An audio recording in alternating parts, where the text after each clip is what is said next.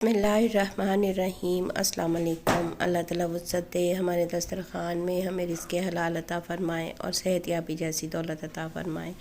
और मेरे वो तमाम बहन भाई जो परेशान हाल हैं, मुश्किलात का शिकार हैं, अल्लाह ताला उनकी परेशानियों को दूर फ़रमाए और उनकी मुश्किलात को आसानियों में बदल दे। और वो तमाम बहन भाई जो बीमार हैं, घरों में, हस्पतालों में, जहाँ भी कहीं, अल्लाह ताला उन्हें सेहत कामिला अता फ़रमाए, उनके ऊपर अपना ख़ुसूसी फ़ज़ल व करम फ़रमाए। आमीन या रब्बुल आलमीन।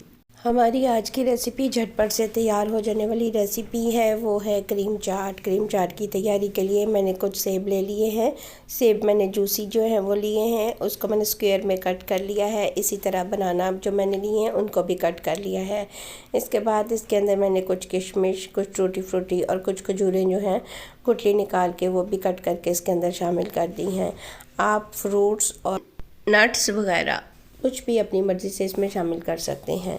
इसके बाद कुछ ड्राई फ्रूट्स ले लिए हैं, जिनमें मैंने काजू वो इसमें शामिल किए हैं, बादाम हैं जो इसके अंदर शामिल किए हैं, और इसके साथ पिस्ता है जो मैंने इस चाट के अंदर शामिल किया है।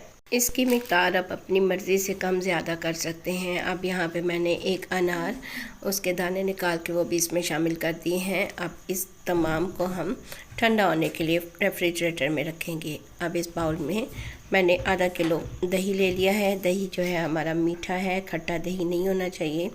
इसको हम बीट कर लेंगे ताकि अच्छा सा ये क्रीमी हो जाए। अब इसके बाद यहाँ पे हम इसके अंदर 4 टेबलस्पून जो हैं कंडेंस्ड मिल्क के इसमें मैं शामिल करूँगी। आप चाहें तो इसकी जगह पे चीनी भी इस्तेमाल कर सकते हैं।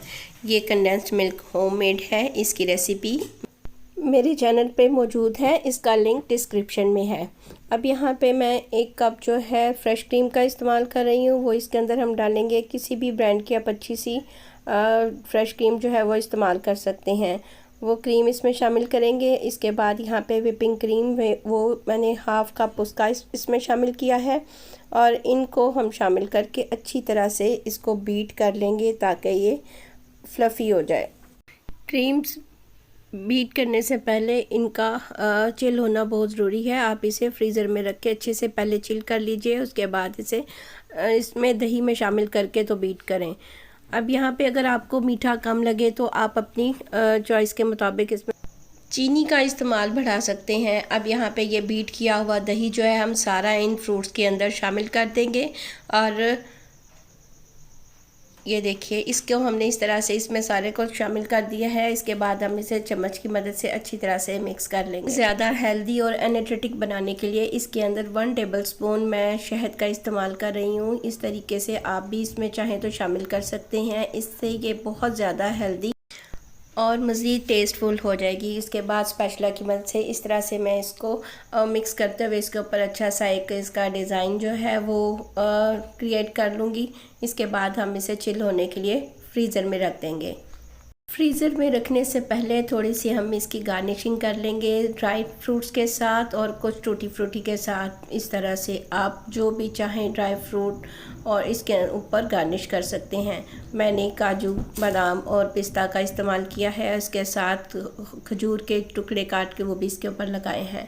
आप अपनी चॉइस के साथ जो भी चाहें इसको गार्निश कर सकते हैं। इसके ऊपर लीजिए हमारी मज़ेदार और एनर्जेटिक और टेस्टफुल क्रीम चाट जो है वो बनके तैयार हो चुकी है।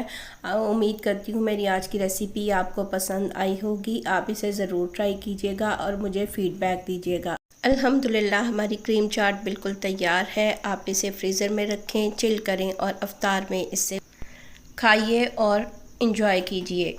मेरी वीडियोस को शेयर और लाइक करना मत भूलें, और जो चैनल पर नए हैं वो चैनल को सब्सक्राइब कर दें। इंशाल्लाह नई रेसिपी के साथ फिर मिलेंगे। अपना बहुत ख्याल रखें। ढेरों दुआओं के साथ शाद रहें, आबाद रहें। अल्लाह हाफिज़।